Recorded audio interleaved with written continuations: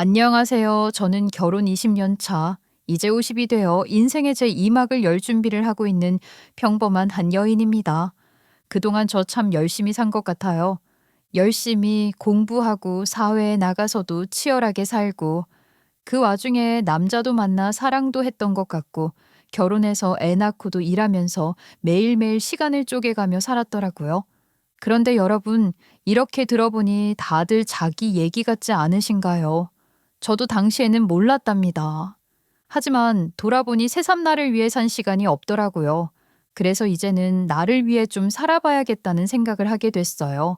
물론 제가 이런 결정을 내린 이유는 최근에 제가 직접 두 눈으로 확인한 사건이 있던 덕분이긴 합니다. 저라는 사람 자체가 원래 뭐든 열심히 하고 또 최선을 다하는 성격이었거든요. 승부욕도 좀 있다고 해야 할까요? 누구에게 지는 꼴을 못 보는 성격이라서 공부든 운동이든 대충 하는 법이 없었고, 그게 어릴 때부터 몸에 배어 있었던 것 같아요. 그렇다고 친구 관계가 나빴냐 하면 그것도 아니었어요. 같이 웃고 떠들고, 시험 기간엔 경쟁도 하고, 운동회 나가면 서로 응원해주고, 딱히 모난 데 없이 잘 지냈던 편이었습니다. 그렇게 저는 즐겁고 행복한 유년 시절을 보냈고 학창 시절도 큰 탈 없이 흘러갔어요. 대학에 가서는 더 신이 났죠. 하고 싶은 건 마음껏 했고 공부도 손에서 놓지 않았고 결국엔 학과 대표까지 맡게 됐어요. 그게 자랑이라기보다는 어디 가서도 인정받고 싶다는 제 성격 때문이었던 것 같아요. 책임지는 자리에 서면 더 열심히 하게 되더라고요. 그렇게 이것저것 하다 보니 주변에서 넌 참 야무지다 라는 말도 많이 들었고 취업도 사실 크게 어렵지 않았어요. 집안 형편이 어려운 것도 아니었거든요. 아버지는 평생 공무원으로 일을 하셨는데 급수가 낮은 공무원은 아니셔서 생활이 빠듯했던 기억은 없어요. 어머니도 제가 대학을 다닐 때까지 계속 일을 하셨고 맞벌이셨기 때문에 저는 제가 하고 싶은 일을 하면서도 큰 제약 없이 살 수 있었어요. 돌이켜보면 참 감사한 환경이었죠. 회사에 들어가서도 마찬가지였어요. 일도 재미있었고, 동료들도 좋은 사람들이었고, 성과도 나쁘지 않았어요.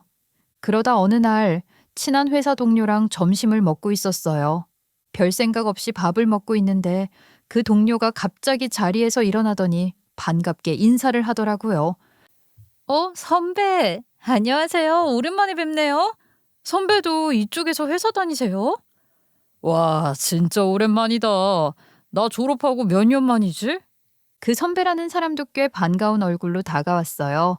자기 일행이랑 밥 먹으러 왔다가 우연히 마주쳤다나 뭐라나. 그냥 인사만 하고 지나가겠지 싶었는데 묘하게 흘러가더니 결국 합석을 하게 됐어요. 밥을 다 먹고 나서는 다 같이 차까지 마시게 됐고요. 그런데 그 선배라는 사람이 처음부터 제게 꽤 적극적이었어요. 만나자마자 제 연락처를 물어보더니 농담도 잘 던지고 분위기도 띄우고 시선도 계속 제 쪽으로 오더라고요. 솔직히 말씀드리면 저도 그 사람이 싫지는 않았어요. 말도 유머스럽게 잘했고 스타일도 깔끔했고 외모도 멋있는 편이었거든요. 우리가 묘하게 심상치 않은 분위기를 풍기니까 그 회사 동료가 눈치를 챘는지 표정이 살짝 굳더라고요. 그러더니 자리를 파하고 나서 저한테 조심스럽게 묻는 거예요. 진짜 만날 거냐고요? 그래서 제가 별 생각 없이 말했죠. 사람 괜찮아 보이던데.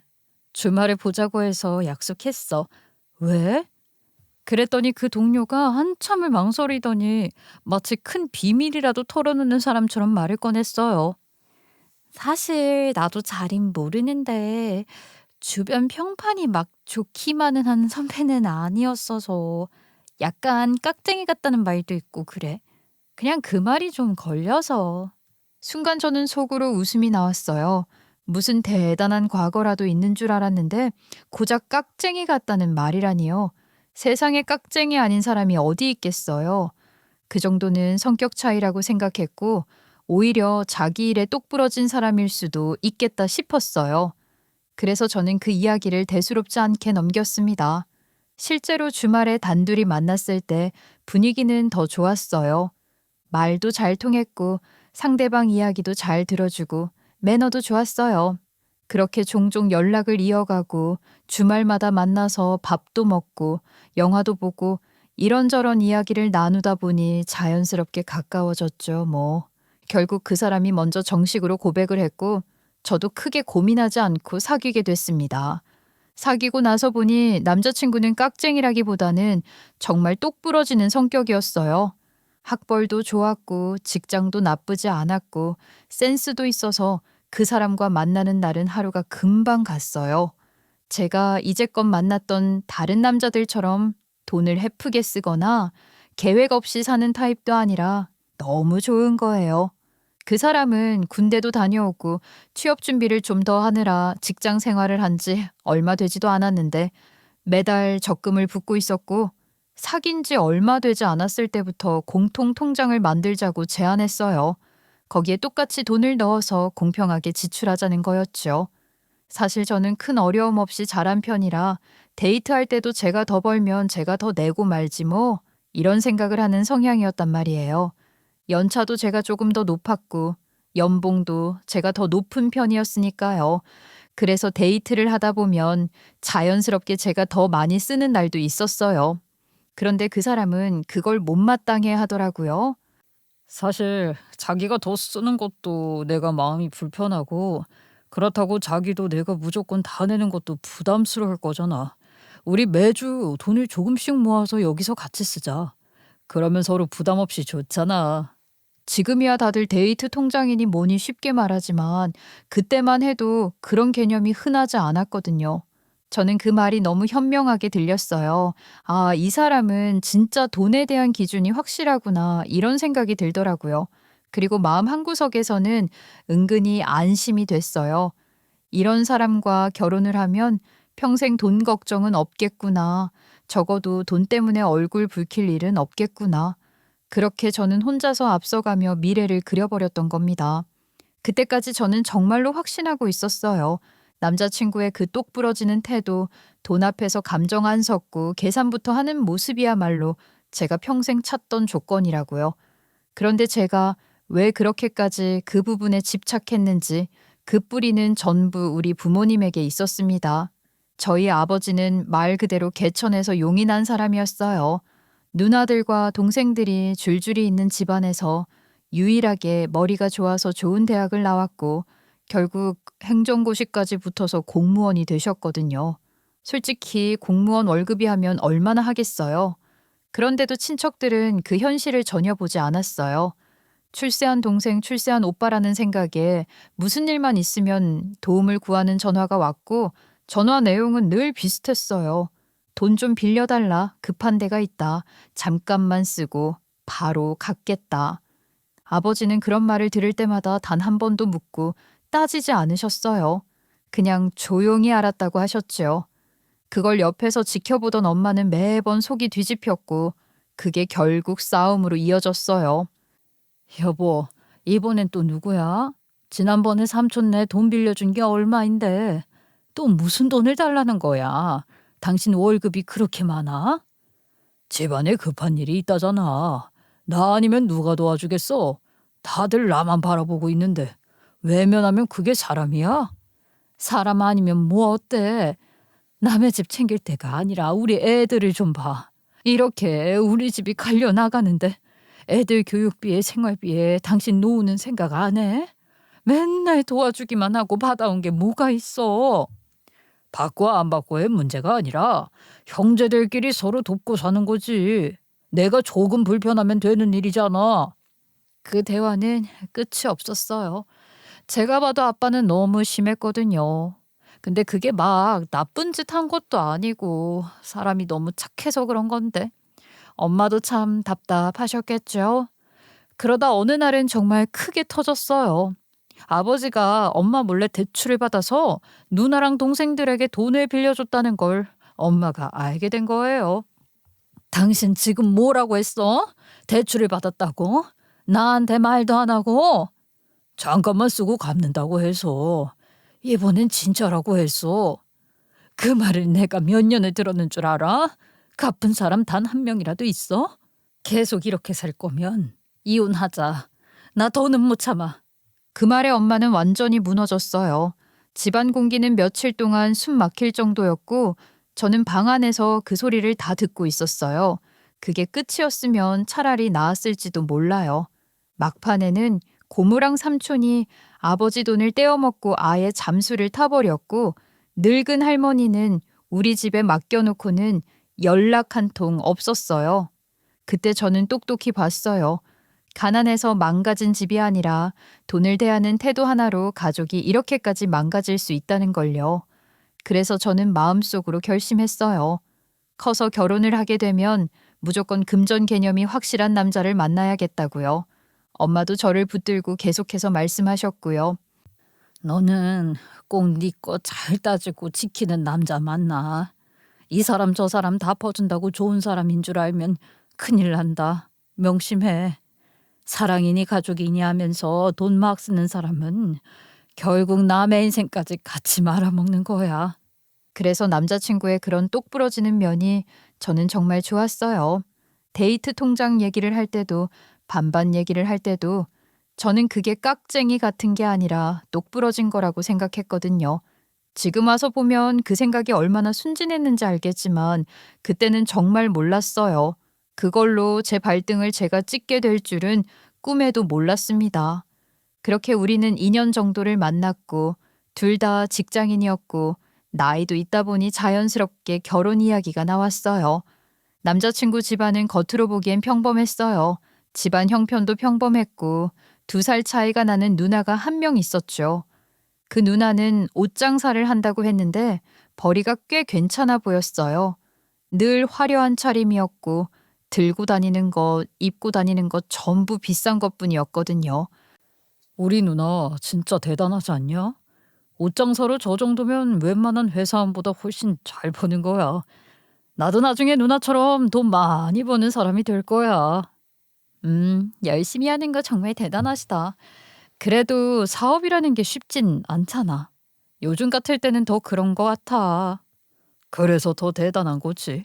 리스크 감수하면서 저렇게 버는 거 아무나 못해. 우리 누나는 진짜 스케일이 달라. 그 말 속에 들어있는 존경과 맹신을 그때는 깊이 생각하지 않았어요. 결혼 이야기가 본격적으로 나오자 남자친구는 아주 당연하다는 듯이 말을 꺼냈어요. 우리 결혼하면 반반으로 하자. 요즘 시대가 어떤데 남자가 무조건 집하고 여자가 혼수하는 그런 촌스러운 생각하는 건 아니지. 오히려 당신이 직장 연차도 높고 연봉도 많잖아. 그러니까 적어도 똑같이 하는 게 공평한 거 아닐까? 당신이 반반이 좋다고 하면 나야 상관없지. 요즘 다 그렇게 하잖아. 저는 그 말에 고개를 끄덕였어요. 그 시대에도 슬슬 반반 결혼이 유행하고 있었거든요. 남자친구 말대로 제가 연봉도 더 높으니까 딱히 더 부담이지도 않을 거고 그렇다면 이 방향이 당연하다고 생각했거든요. 그래서인지 시댁에서는 딱히 더 도와주시지는 않았는데요. 막상 집을 알아보니까 현실이 생각보다 만만치 않았어요. 우리 둘이 모은 돈만으로는 우리가 원하는 조건의 집을 구할 수가 없었거든요. 이 집은 위치는 좋은데 너무 작고 저 집은 넓은데 출퇴근이 너무 힘들어. 그러게 생각보다 조건 맞추는 게 쉽지 않네. 그래서 말인데 내가 집에서 5천만 원 정도 보태달라고 해볼게. 당신도 집에 5천 보태달라고 말해봐. 각 집에서 5천씩 하면 1억이잖아. 거기에 우리가 모은 돈이랑 대출 조금만 더하면 우리가 원하는 집 충분히 가능해. 저는 알겠다고 했고 그대로 엄마에게 그 이야기를 꺼냈어요. 그런데 엄마 반응은 전혀 달랐어요. 대출은 받지 말고 우리가 조금 더 보태줄게. 그 정도는 해줄 수 있어. 아니야 엄마 반반하기로 했어. 괜히 우리 집만 더 하는 건 싫어. 그게 왜 싫어? 대출 받아서 이자 내고 살면 돈이 모이겠니? 부모가 해줄 수 있을 때 해주는 게 낫지. 엄마가 도와준다고 하니까 좋긴 해. 너무 감사하고. 근데 똑같이 하는 건데 엄마 아빠한테만 더 부담드리는 거 싫어요. 솔깃했지만 저는 고집을 꺾지 않았어요. 그런데 그 이야기를 남자친구에게 전하자 그 사람 반응은 제가 생각했던 합리적인 사람의 모습이 아니었어요. 아니, 왜 더 해주신다는 걸 마다해? 바보야? 그런 돈은 받을 수 있을 때 받아야지. 어머님이 더 보태주신다는데 왜 고집을 부려? 자기가 반반하자고 했잖아. 그래서 난 됐다고 한 건데? 그럼 당신도 집에 가서 더 받아와. 그러면 나도 다시 말씀드려 볼게. 자기야, 융통성이 없어? 이런 상황에서는 일단 받아두고 나중에 생각해도 되는 거잖아. 대출 받아서 그거 언제 다 갚을 건데? 현실적으로 생각 좀 해. 그래, 그 돈이 얼마나 큰 돈인데 왜 우리 집에서만 받아와야 하냐고. 당신도 받아오는 거 아니면 나도 싫어. 왜? 우리 집이 호구야? 그날이 우리 커플이 제대로 싸워본 첫날인 것 같아요. 하지만 그 싸움은 생각보다 오래가진 않았어요.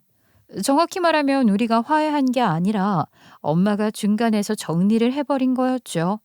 집 문제로 계속 날이 서 있던 어느 날 엄마가 저를 불러앉히더니 웃으면서 한마디를 툭 던지셨거든요.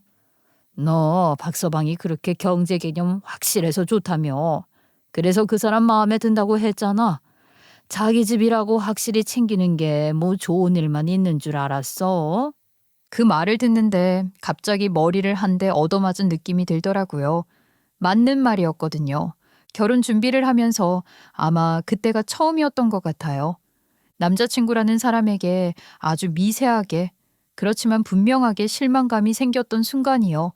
그래도 이미 여기까지 온 마당에 엎을 수는 없었고 결국 엄마 말대로 정리를 하게 됐어요. 결론은 단순했어요. 집은 대출을 받지 않고 우리 집에서 더 보태는 걸로 좋은 곳을 얻는 대신 조건을 하나 걸었죠. 혼수는 전부 남자친구가 채우는 걸로. 그래야 반반 등기를 할 거고 아니면 집은 제 명의로만 하겠다고 못을 박았어요. 그 말을 꺼냈을 때 남자친구 얼굴이 굳더군요. 마지못해 알겠다고는 했지만 그때부터가 진짜 시작이었어요. 혼수를 사러 다니면서 저는 그 사람이 얼마나 지독하게 돈을 아끼는 사람인지 몸으로 느끼게 됐거든요. 냉장고 하나를 고르는데도 가격표만 뚫어져라 보고 조금만 비싸다 싶으면 바로 고개를 저었어요. 그걸 옆에서 보고 있자니 속이 점점 뒤집히더라고요. 심지어 그 과정에 예비 시어머니까지 합류를 했는데 보통은 혼수 보러 다니면 며느리랑 시어머니가 싸운다잖아요. 우리는 완전히 반대였어요. 아니, 용수야. 이왕 사는 거면 냉장고는 좋은 걸로 해야지. 몇 년 쓰는 건데 그거 아끼겠다고 매일 불편하게 살면 되겠니? 어머니, 이거도 냉장고 잘 되고 기능 다 있어요. 굳이 저렇게 비싼 걸 살 필요는 없잖아요. 기능이 다 있다고 다 같은 게 아니야. 소음도 다르고 전기세도 다르고. 매일 쓰는 건데 이 정도는 써야지. 당신은 맨날 쓰는 것마다 제일 비싼 것만 보잖아. 그렇게 살면 돈이 나만 하겠어? 그 말에 예비 시어머니 표정이 딱 굳었어요. 그러더니 한숨을 푹 쉬시더니 제 쪽을 보시곤 지갑을 꺼내시더라고요. 그리곤 카드를 제 손에 쥐어주셨어요. 냉장고랑 세탁기는 좋은 걸로 사라고요. 그 순간 저는 웃어야 할지 울어야 할지 모르겠더군요. 그 사람이 얼마나 심한지 시어머니조차 알고 있다는 게 씁쓸했어요. 얘야, 이건 그냥 내가 사주는 걸로 해. 냉장고랑 세탁기는 매일 쓰는 거니까 좋은 걸로 해야지. 어머님, 그러실 필요까지는.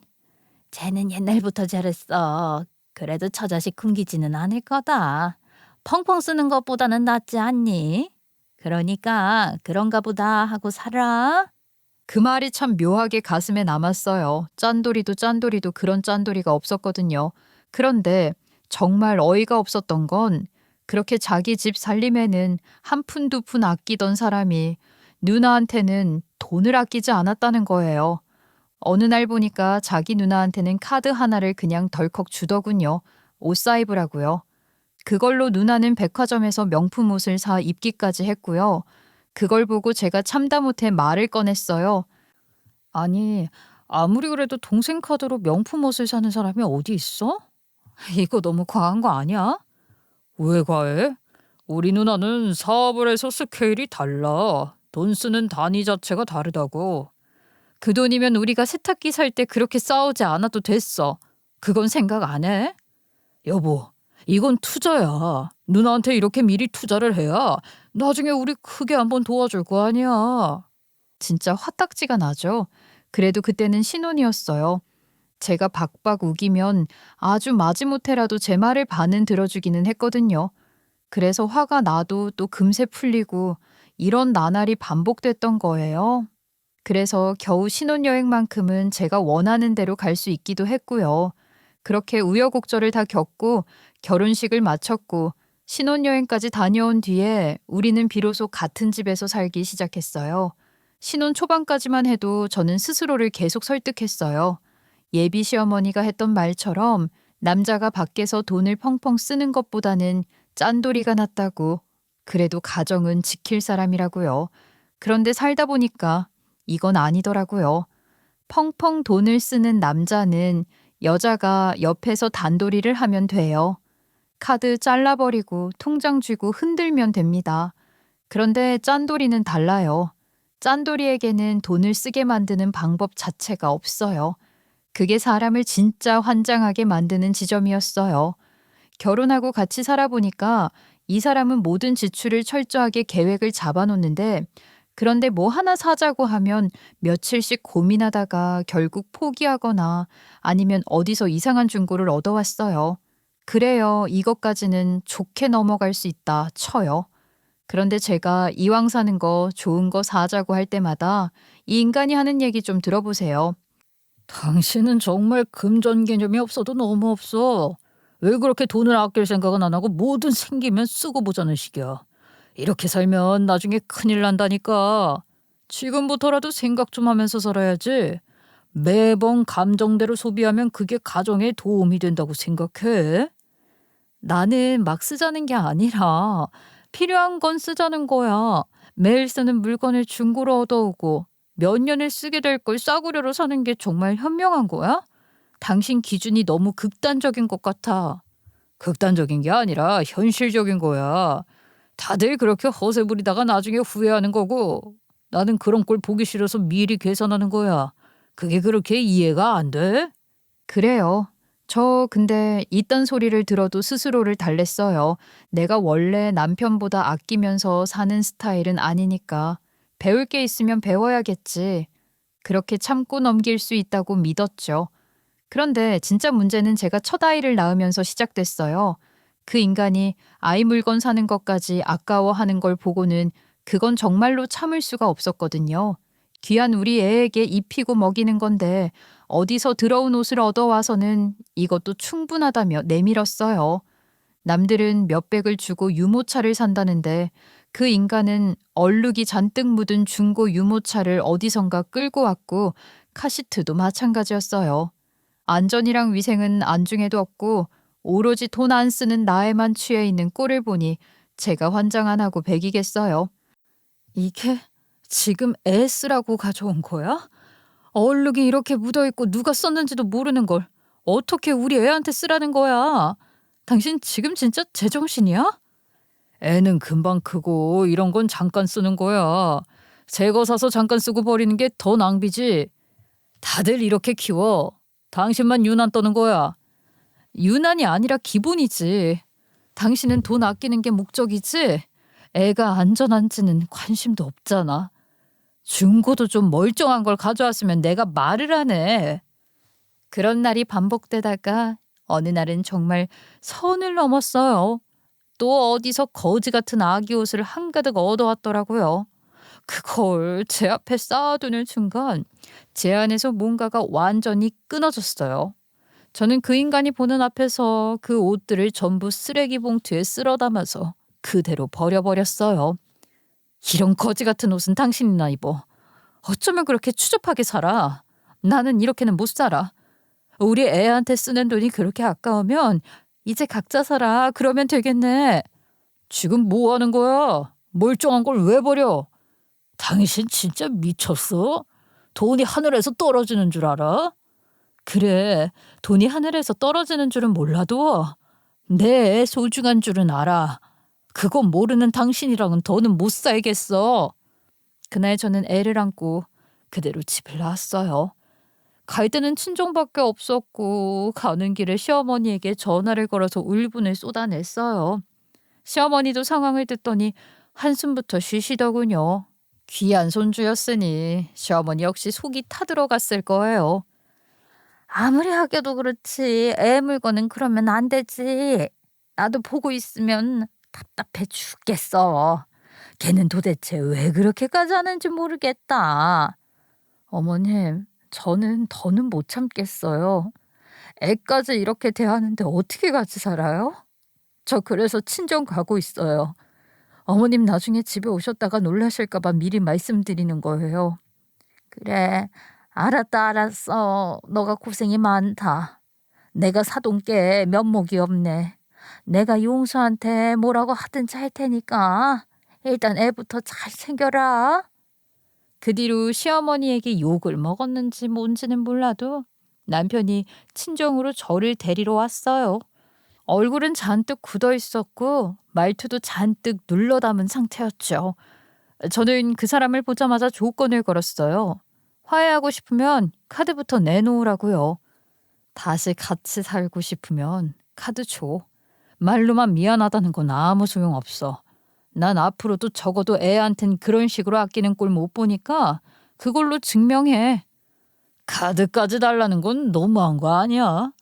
내가 다시는 그런 짓 안 하겠다고 했잖아. 당신 말은 이제 못 믿겠어. 행동으로 보여주라고. 아니면 그냥 여기서 끝내. 결국 그 인간은 카드를 내밀었고 저는 그대로 백화점으로 갔어요. 제가 사고 싶었던 유모차도 사고 애기 옷도 잔뜩 샀어요. 계산대 앞에서 남편 얼굴은 말 그대로 똥 씹은 표정이었죠. 그 모습을 보면서 저는 마지막으로 한마디를 던졌어요. 이거 다 해봐야 당신이 누나 옷 사 입으라고 준 돈보다도 안 돼. 그땐 한마디도 안 하더니 이게 그렇게 아까워? 네 자식한테 쓰는 돈인데도? 그 인간은 끝내 아무 말도 못하더라고요. 그러니 당연히 느껴졌죠. 오늘 이 일이 임시휴전이라는 걸요. 신우는 참 화려하게 사는 사람이었어요. 사업이 얼마나 잘 되는지는 정확히 몰랐지만 타고 다니는 건 늘 외제차였고 손에 들린 건 명품 가방, 발에는 명품 신발, 옷도 늘 번쩍거렸죠. 그러니 남편이 뭐 선물할 때마다 돈을 펑펑 쓰는 거죠. 그렇게 두른 것들로 사람 시선을 끄는 타입이었어요.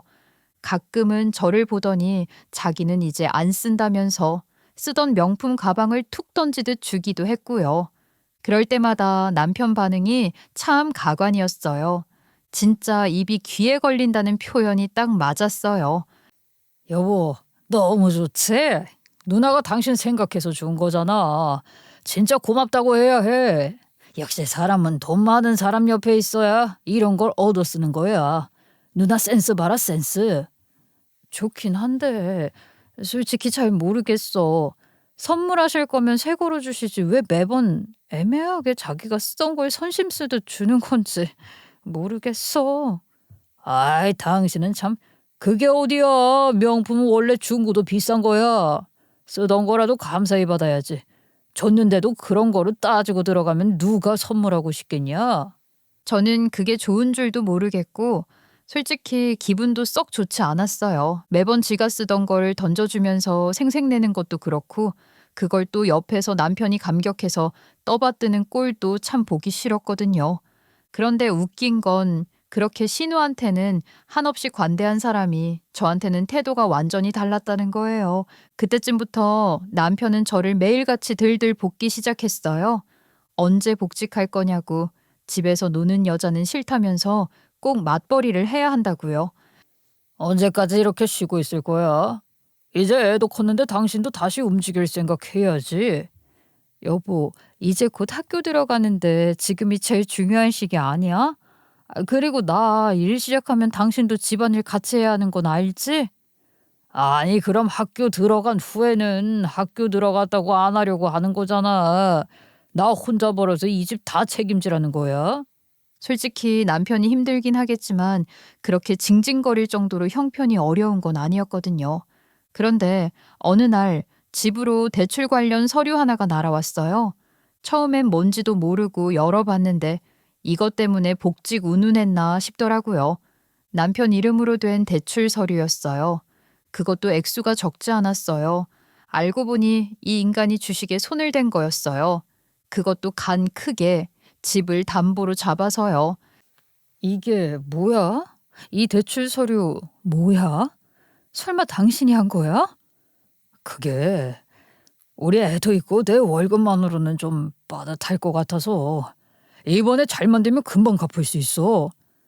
지금 집을 담보로 잡고 주식을 했다고? 이게 말이 돼? 당신 돈 한 푼도 아껴서 쓰는 사람 아니었어? 미안해.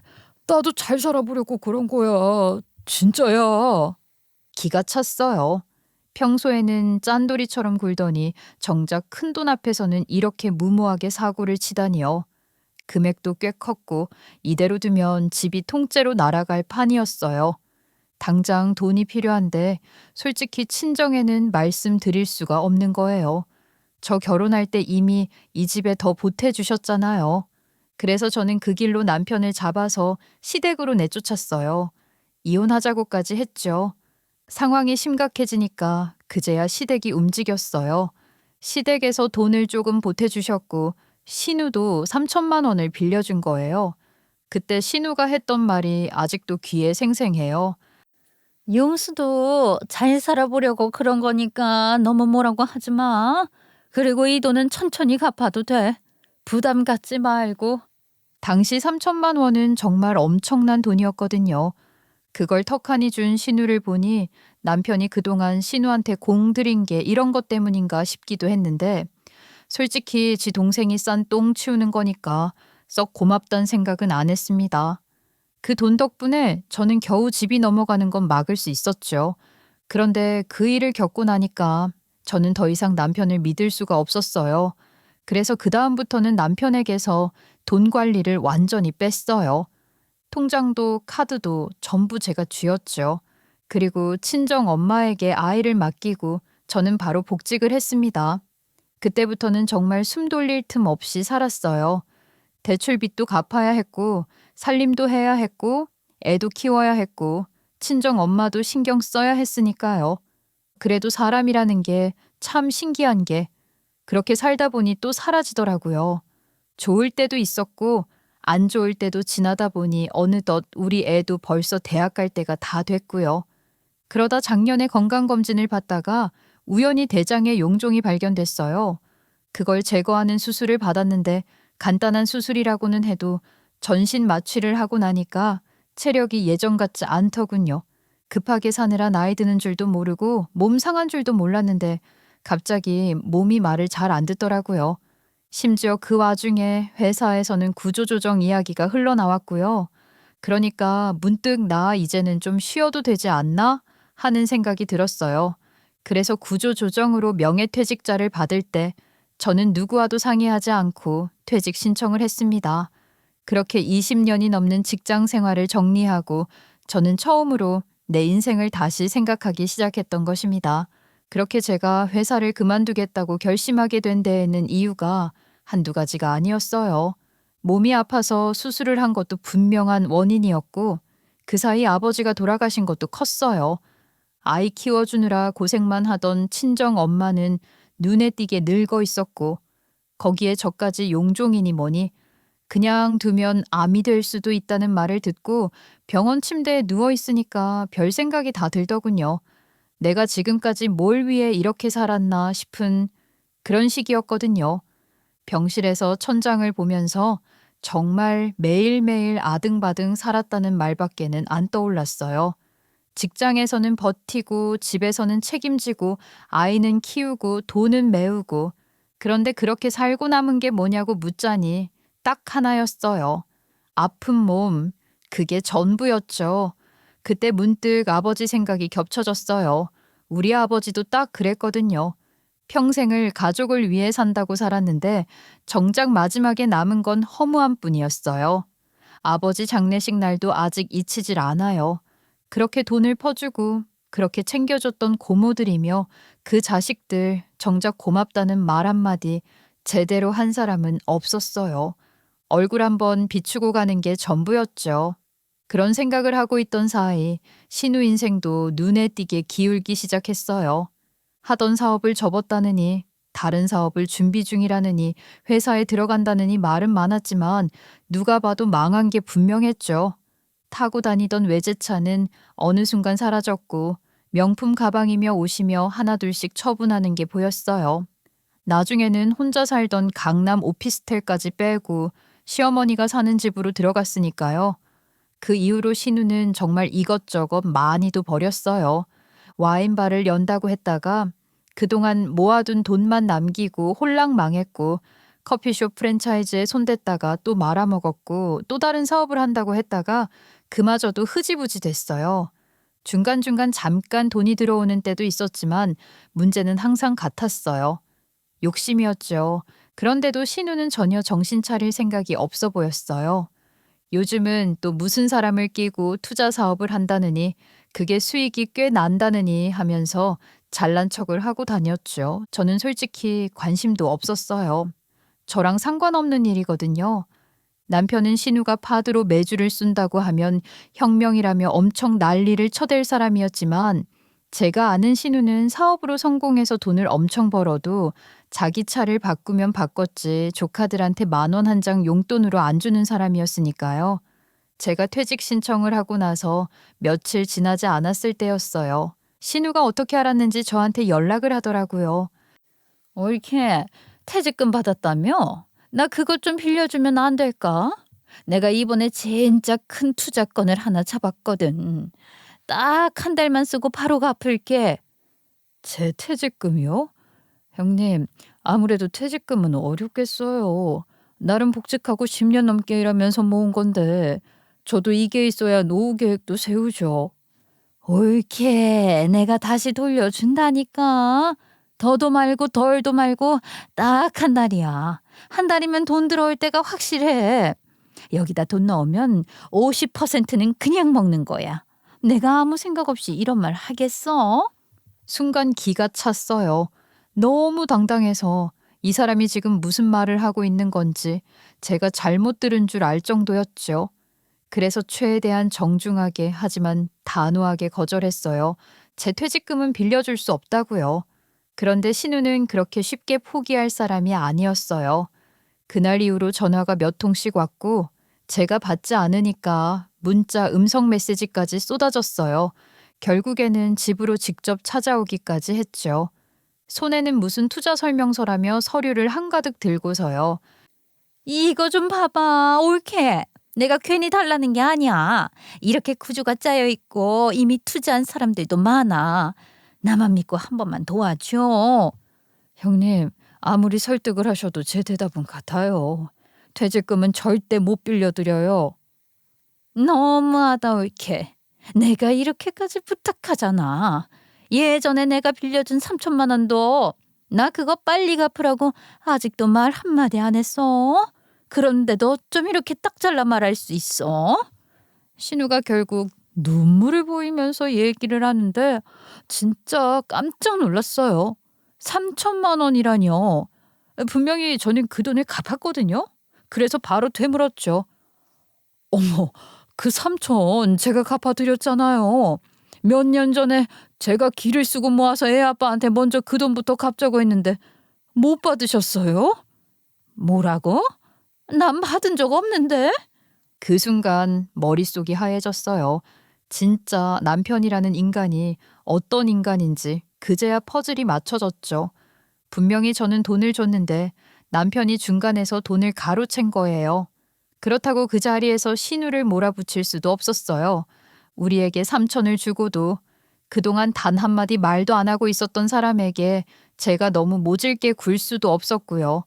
결국 저는 조건을 걸었어요. 한 달 뒤 반드시 갚는다는 각서를 쓰는 조건으로요. 그날 밤 퇴근한 남편을 붙잡고 저는 그동안 쌓였던 걸 전부 쏟아냈어요. 당신 신우한테 3천 갚은 돈 어디로 갔어? 분명히 내가 줬잖아. 그 돈을 왜 중간에서 빼돌린 거야? 세상에 비밀은 없다더니 결국 들켰네. 뭐 됐어. 누나도 이제껏 별말 안 했으니까 된 거 아니야. 그 돈으로 우리가 이 집 산 거잖아. 지금 그걸 말이라고 해? 아무리 그래도 내가 드린 걸 당신이 꿀꺽하면 어떡해? 내가 형님한테 뭐가 되겠냐고. 당신 제정신이야? 가족인데 뭘 그렇게 따져. 누나가 달라고 하면 내가 줬겠지. 그리고 어차피 우리 가족이잖아. 그 돈이 다 당신 돈이나 마찬가지야. 무슨 말이 통하겠어요. 더 따져 물어야 제 입만 아프죠. 신우가 받아내려고 하면 남편한테 받으라고 하면 되는 일이니까요. 아무튼 신우는 제 돈을 빌려갖고 한 달 쓰고 돌려준다고 각서까지 썼으니 저랑은 상관없다고 생각했습니다. 그런데 딱 한 달만 쓰고 갚겠다던 그 약속은 그런 일이 있었냐는 듯 없어져 버렸어요. 한 달이 지나도 연락이 없었는데 저는 그래도 바로 독촉하지는 않았어요. 혹시 정말 바쁜가 싶고 신우가 3천만 원을 아무 말 없이 기다렸다는 거가 생각이 나잖아요. 그런데 2달이 다 되도록 전화도 문자도 아무 답이 없었어요. 말 그대로 연락이 뚝 끊긴 거였죠. 시어머니에게 전화를 해도 신우 행방은 모른다고 했고 답답한 마음에 저는 남편에게 이 상황을 이야기했어요. 그랬더니 남편이 저를 보고 비웃듯 웃으면서 말하더군요. 설마 그 돈 받을 생각이었어? 그거 못 받아. 그리고 가족끼리 좀 도와주면 어때? 치사하게 돈 받을 생각을 했어. 지금 웃음이 나와? 그건 내 퇴직금이야. 내가 평생 일해서 번 돈이라고. 누나가 잘 되면 우리도 잘 되는 거잖아. 당신은 참 당신 위주로만 생각한다니까. 진짜 기가 차더라고요. 저도 그냥 조용히 웃으면서 한마디 했죠. 어디 한번 기대해봐. 진짜로. 저는 그 순간 이제야말로 정말 내 자신을 위해서만 살아야겠다고 결심을 했거든요. 남편은 뭐 알기나 하는지 제 말에 콧방귀나 꼈지만요. 제가 그 말을 하고 나서 정확히 1시간쯤 지났을 때였어요. 집안은 조용했고 남편은 늘 그랬듯이 방에 틀어박혀서 컴퓨터를 하고 있었죠. 그때 남편 핸드폰에서 진동 소리가 났어요. 그리고 그 화면에 뜬 사진 한 장. 그 사진의 주인공은 다름 아닌 신우였어요. 수갑을 찬 채 고개를 푹 숙이고 경찰서 조사실 안으로 들어가는 모습이었죠. 그 사진을 누가 보냈냐고요? 바로 저였어요. 제가 부탁해 두었던 사람에게서 받은 사진을 그대로 남편에게 전송한 거였거든요. 반응은 즉각적이었어요. 혼자 낄낄대며 키보드 두드리던 남편이 사진을 봤는지 의자를 밀치고 방에서 뛰쳐나왔거든요. 이거 뭐야? 이거 뭐냐고? 누나가 왜 이러고 있어? 수갑이잖아. 경찰서잖아. 당신 이 사진 어디서 났어? 말해봐. 장난이지? 장난이면 좋겠네. 어디서 나긴 내가 부탁한 사람한테서 받았지. 궁금하면 직접 저 경찰서 가보든가. 주소도 알아서 잘 찍혀 있을 텐데. 아니 말이 안 되잖아. 우리 누나가 왜 경찰서야? 누나가 무슨 죄를 지었다고 잡혀가? 왜긴 왜겠어. 죄를 지었으니까 잡혀간 거지. 니네 누나 사기꾼이야. 설마 그동안 몰랐어? 아, 그러고 보니 그것도 모르겠구나. 네 돈이나 아직 잘 있는지도 한번 확인해봐. 그 말이 떨어지자마자 남편 얼굴에 핏기가 싹 가셨어요. 손이 눈에 띄게 떨리기 시작하더니 핸드폰을 떨어뜨릴 듯 쥐고 화면을 켰죠. 돈이라니 무슨 소리야? 너 설마 그 말 뜻이 그거야? 아니지? 아니라고 해. 남편은 말이 끝나기도 전에 통장 앱을 켰어요. 화면을 몇 번이나 새로 고침하더니 갑자기 입을 떡 벌린 채 그대로 굳어버렸어요. 그리고 다음 순간 정말 영화처럼 거실 바닥으로 퍽 소리를 내며 쓰러졌어요. 그대로 실신이었죠. 그 모습을 보는데 한숨이 먼저 나오더군요. 제가 돈 못 받게 됐다고 했을 때는 코웃음 치면서 저를 비웃더니 정작 자기 돈이 사라졌다는 걸 확인하자마자 이렇게 무너진다는 게 참 어이가 없으면서도 한편으로는 다행이라는 생각까지 들었어요. 이 인간의 바닥을 이렇게 적나라하게 볼 기회가 또 어디 있겠어요. 거실 바닥에는 다행히 푹신한 매트가 깔려 있었어요. 크게 다친 것 같지는 않아 보였죠. 저는 부엌으로 가서 찬물을 한 바가지 떠왔고 그대로 남편 얼굴에 끼얹었어요. 정신 차려. 지금 자빠져 있을 때 아니거든. 남편은 으악 소리를 지르며 벌떡 깨어났어요. 눈을 휘둥그레 뜨고 숨을 헐떡이는데 저는 그 모습을 내려다보면서 똑같이 비웃어줬어요. 신우가 가져간 돈 1억. 그거 내 돈 아니야. 네 돈이야. 근데 뭐 아까 말했잖아. 가족인데 좀 도와주면 어때? 설마 치사하게 그 돈 받을 생각하는 건 아니지? 너 지금 무슨 짓을 한 거야? 그 돈이 어떤 돈인지 알아? 남편 얼굴이 아주 벌개져 있는데 코웃음만 나오더라고요. 남편은 제가 신우가 돈 안 준다고 발만 동동 구르고 있을 줄 알았나 보죠. 진짜 웃기는 소리예요. 저 그 정도로 어리숙하지도 그리고 미련하지도 않거든요. 신우가 돈 3천을 받지도 못했다는 말을 들었을 때부터 이미 저는 남편 돈을 줘야겠다 생각하고 있었어요. 그때 돈 3천이면 웬만한 아파트 한 채는 살 수 있었단 말이죠. 오히려 지금 1억보다 훨씬 큰 돈이었을 수도 있어요. 다행히 예전 남편이 주식으로 대출 사고를 친 이후로 모든 통장 관리는 내가 다 하고 있었기 때문에 저는 그 돈 전부 긁어 모아서 신우한테 보내줬습니다. 물론 남편은 자기 개인 돈은 손대지 말라고 하면서 아주 열심히 돈을 모으고 있었지만 뭐 어쩌라고요. 지가 자초한 일인데요. 그리고 신우가 뭘 하고 있는지 사람을 시켜서 붙였어요. 그간 신우가 뭘 하든 관심 없었는데 이렇게 큰 돈이 필요하다는 걸 보면 뭔가 이상했거든요.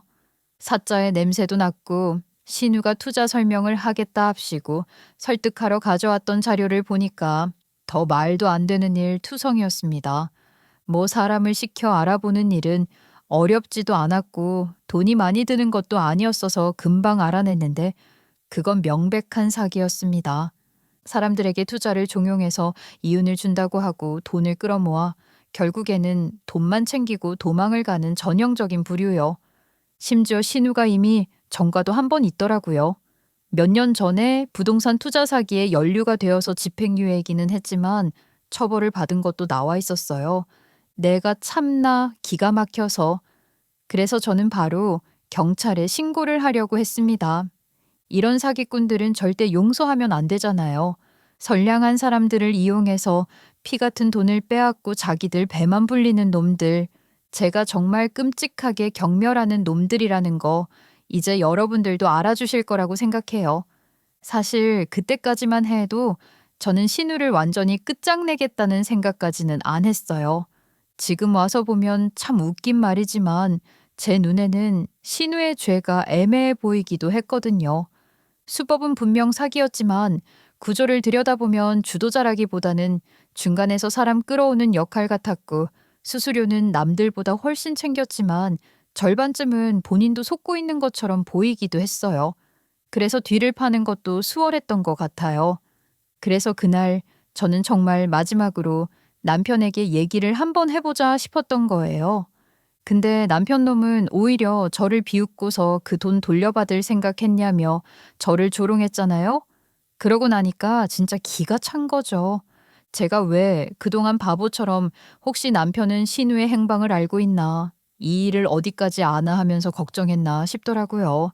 신우는 저를 상대로 사기를 치려고 했고 남편이라는 인간도 이러고 있는데요. 그래서 바로 행동했어요.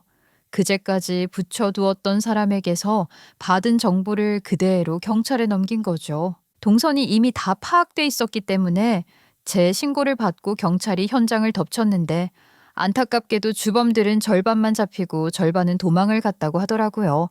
그중 다행인지 뭔지 신우는 도망가지 못하고 잡혀 들어왔지만요. 남편은 찬물을 뒤집어 쓰고 정신을 차리자마자 아각거리면서 경찰서로 달려갔어요. 누나를 구하겠다는 건지 자기 돈을 찾겠다는 건지 무슨 목적으로 가는지는 모르겠지만 경찰서에서 저도 참고인 자격으로 오라고 해서 뒤따라갔는데요. 가보니까 정말 난장판이 따로 없었어요. 내 돈 어디 있어? 그 돈 다 어디로 빼돌렸어? 너 때문에 내가 어떻게 된 줄 알아? 조용히 좀 해. 여기 경찰서야. 미쳤어? 그 말이 끝나기가 무섭게 신우가 갑자기 손을 들더니 남편 뺨을 쫙 하고 날렸어요. 그 순간 경찰서 안이 순간 정적에 휩싸였죠. 그런데 진짜 반전은 그 다음이었어요. 그렇게 평생 신우라면 떠받들던 남편이 눈이 완전히 뒤집히더니 소리를 지르면서 신우 머리채를 잡더라고요. 누나가 뭔데 나를 때려? 내 돈도 못 갚는 거지 사기꾼 주제에. 말 그대로 개싸움이 벌어졌어요. 서로 머리채를 잡고 욕설이 오가고 경찰서가 순식간에 아수라장이 됐죠. 당연히 형사들이 달려와서 말렸고 그 결과는 아주 명확했어요. 남편은 바로 현행범으로 유치장에 들어갔어요. 그 와중에 남편이 저를 보면서 소리를 질렀어요. 도와달라고요. 어떻게든 빼달라고요. 저는 그제야 웃음이 나왔어요. 정말로요. 돕긴 뭘 도와요. 이제 가족도 아닌데. 이혼 서류 보낼 테니까 빨리 처리하시고요. 참고로 집도 바로 뺄 거니까 유치장 나오면 다른 곳 알아보세요. 아셨죠? 여보, 그게 무슨 소리야? 갑자기 무슨 이혼을 한다고 그래? 여보, 어디가? 여보. 그 말을 끝으로 저는 돌아섰어요. 뒤에서 뭐라 소리를 지르든 말든 더는 들을 필요가 없었거든요. 그렇게 저는 지겨웠던 이전의 인생을 깔끔하게 마무리했고 그날부터 확실하게 제 인생 2막을 열 준비를 시작했습니다. 그렇게 모든 걸 정리하고 나서야 저는 아주 오래전부터 마음속에만 묻어두고 있던 꿈 하나를 다시 꺼내보게 됐어요. 어디 경치 좋은 외곽에 너무 크지도 작지도 않은 집 하나 사서 사람들 쉬어갈 수 있는 게스트 하우스를 운영해 보는 거요. 사실 퇴직금만으로는 택도 없었죠. 숫자 계산을 해보니까 현실이 딱 보이더라고요. 그래도 그동안 모아둔 돈을 싹 긁어 모아보니 아주 불가능한 건 아니었어요. 그렇게 저는 넓은 마당이 딸린 예쁜 농가 하나를 샀어요. 집을 사고 나서부터는 시간이 정말 다르게 흘렀어요. 딱 1년 동안 그 집을 고치고 다듬고 나무를 심고 꽃을 심었어요. 벽 하나 고치고 마루 하나 갈고 마당 흙 고르면서 하루가 어떻게 가는지도 몰랐죠. 아담한 별채는 제가 지낼 공간으로 만들고 안채는 가족 단위 손님들이 편하게 머물 수 있게 꾸몄어요. 처음에는 시행착오도 많았어요. 손님 응대부터 청소, 예약 관리까지 다 처음이었으니까요. 그래도 어느 순간부터 딱 감이 오더라고요. 아, 이제 좀 자리 잡았구나 하고요. 지금은 입소문이 잘 났는지 주말은 물론이고 방학 시즌에는 평일도 금세 예약이 꽉 차요. 보통은 3달은 기다려야 할 정도가 됐고 저는 거의 매일 아이들 웃음소리를 들으면서 살고 있어요. 지금 군대에 가 있는 아들도 휴가만 나오면 바로 이리로 와요. 집에 손볼 데가 있으면 말없이 망치부터 들고 마당 풀도 같이 뽑아주고요. 어느 날 저녁 둘이 마루에 앉아서 바람 쐬고 있는데 아들이 조심스럽게 말을 꺼내더군요. 엄마, 솔직히 말하면 처음에 엄마가 갑자기 회사 그만두고 이혼한다고 했을 때 무슨 일인가 했어요. 걱정도 많이 되고요. 근데 지금 보니까 엄마 진짜 편안해 보여요. 그래? 엄마가 그렇게 보이니? 네, 진짜예요. 솔직히 아버지한테는 말씀 안 드리는데 엄마 정말 잘하셨어요. 그 말을 듣는데 그동안 쌓여있던 게 한꺼번에 내려앉는 느낌이 들더라고요. 그 한마디면 충분했어요. 정말로요. 물론 이혼 과정이 순조롭기만 했던 건 아니었어요. 제가 이혼하자고 했을 때 그 인간은 절대 안 된다면서 버텼고 그러다 제 고집이 꺾이지 않으니까 나중에는 돈 이야기로 얼마나 악착같이 굴던지요. 재산 분할은 안 된다는 둥, 제가 처음부터 계획을 세운 거라는 둥, 나중에는 오히려 제가 자기 돈을 빼돌린 사람 취급까지 하더군요. 이혼은 못해. 이건 다 네가 계획한 거잖아. 돈도 그렇고 다 짜고 친 거 아니야. 계획이라면 내가 당신 대신 돈 관리하면서 사고 안 나게 막아온 그 시간들 말하는 거야? 그래, 그 계획도 내가 법원에서 보여줄게. 제가 놀고 있었을까요? 그동안 돈 관리는 전부 제가 했고 그 인간이 꼬투리 잡을 수 없게 항상 정리를 해두면서 살았어요. 공용생활비 통장, 월급 입금 내역, 대출 상황 기록 다 증거로 남아 있었죠. 전 남편은 알뜰한 척, 경제 개념 있는 척 했지만 실속은 하나도 없었어요. 월급을 제대로 생활비로 가져온 적도 드물었고 공용 통장에 돈을 안 넣은 달도 있었고 잊을만 하면 주식이니 투자니 하면서 돈 사고를 쳤잖아요. 그래서 저는 재산을 반반 나눌 사람이 아니라 오히려 더 받아야 할 입장이었어요. 집도 제 명의였고 살아오는 동안 들어간 돈도 제가 더 많았으니까요. 결국 우리는 깔끔하게 헤어졌어요. 정확히 말하면 제가 그 인간을 내보낸 거였죠. 물론 그렇다고 봐준 건 아니었고요. 저도 받아야 할 게 있었는데 그걸 눈치챘는지 그 인간은 남은 재산을 주식으로 바꿔놨더군요. 그래서 그것도 재판을 해서 절반을 받아냈어요. 웃긴 건 그 주식을 받아놓고 한동안 잊고 있었는데 얼마 전 뉴스에서 주식이 엄청 올랐다는 얘기를 듣고 확인해 보니 2배도 넘게 오른 거예요. 저는 혼자서 한참을 웃었지 뭐예요. 그걸 알고 전 남편이 얼마나 부들부들 떨었을지 상상이 가서요. 지금 저는 정말 잘 지내고 있어요. 신우는 사기죄로 들어갔다가 그리 길지 않은 형을 살고 나온 모양이고 요즘은 전 남편에게 돈 갚으라고 들들 볶이면서 어디 식당에서 일해서 조금씩 갚고 있다고 들었습니다. 차라리 다른 생각 안 하고 그렇게 성실하게 사는 게 그 사람 인생에는 맞을지도 모르죠. 저는 이렇게 시작한 인생 이막에서 조용히 그리고 행복하게 살아보려고요. 분주하지만 마음은 평온한 그런 삶이요. 다가오는 겨울에는 장작불 피워놓고 고구마도 구워 먹을 생각이에요. 되돌아보니 너무 오랜 시간이 걸린 것 같아요. 그런데 자기 인생은 눈 깜짝할 사이에 시간이 지나 있잖아요. 저도 그런 느낌이라 크게 아깝다는 생각은 들지 않습니다. 그래도 결국엔 제 인생을 다시 제 손에 넣었잖아요. 그것만으로도 만족스럽네요. 이야기를 들어주셔서 진심으로 고맙습니다.